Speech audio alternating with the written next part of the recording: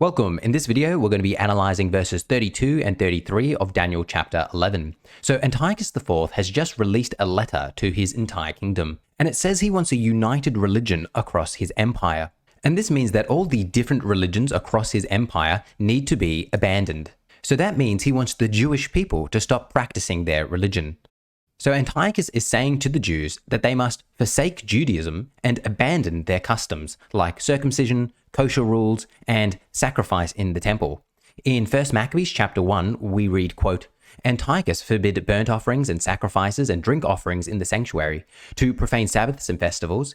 He ordered the sacrifice of swine and other unclean animals, and to leave their sons uncircumcised, end quote. And of course, these orders aren't optional. Rather, you either forsake Judaism or be killed. So this results in a large wave of Jewish persecution by the Seleucids, in which faithful Jews who refuse to renounce their beliefs are killed.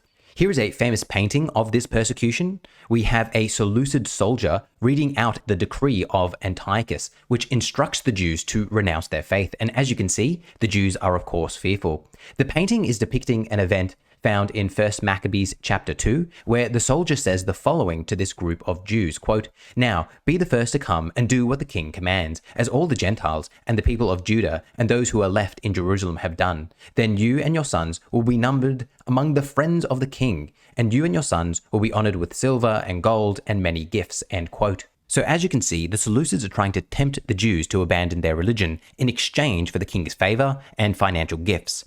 And this seduction to violate the covenant is what we read about in Daniel chapter 11, verse 32. Quote, He, Antiochus, shall seduce with intrigue those who violate the covenant, but the people who are loyal to their God shall stand firm and take action, end quote.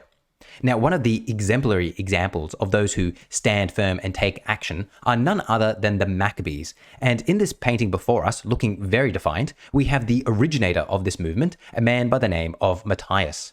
Now, Matthias was a priest in the Jerusalem temple, and he convinces his fellow Jews not to give in to the Seleucids, and this sparks the Maccabean revolt. In 1 Maccabees chapter 2, Matthias rallies the faithful Jews by proclaiming the following, quote, If we do as our kindred have done and refuse to fight with the Gentiles for our lives and for our ordinances, they will quickly destroy us from the earth. So they made this decision that day. Let us fight against anyone who comes to attack us on the Sabbath day. Let us not all die as our kindred died in their hiding places, end quote. So as you can see here, the Maccabean resistance is not a passive movement. Rather, it is a violent reaction encouraging the Jews to take up arms and defend themselves against their Seleucid oppressors. We continue to read in chapter 2 of Maccabees that this group is joined by the Hasidim, quote, Then there united with them a company of Hasidim, mighty warriors of Israel, all who offered themselves willingly for the law, end quote. So this Hasidim, as the text tells us, are warriors for Judaism. The word Hasidim means pious and is actually related to the word Hasidic, and I'm sure you're all familiar with Hasidic Jews who take a very pious and strict interpretation of the Jewish law. Now, once Matthias dies, he's replaced by his son, Judah Maccabee. And it's from him we get the word Maccabee. We aren't 100% sure what Maccabee means, but it's likely derived from the Aramaic word meaning hammer. So Judah Maccabee probably means something like Judah the hammer. So to briefly recap everything so far, the Hasidim are mighty Jewish warriors refusing to abandon their faith. They are best known as the Maccabees and are led by Judah. They believe violent resistance against the Seleucids is necessary. Meaning they're not waiting for God to save them. They believed that human intervention was necessary to defeat Antiochus.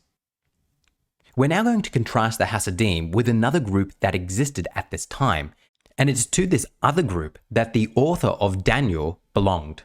We read about them in verse 33 of Daniel 11, quote, The wise among the people shall give understanding to many for some days. However, they shall fall by the sword and flame, and suffer captivity and plunder, end quote.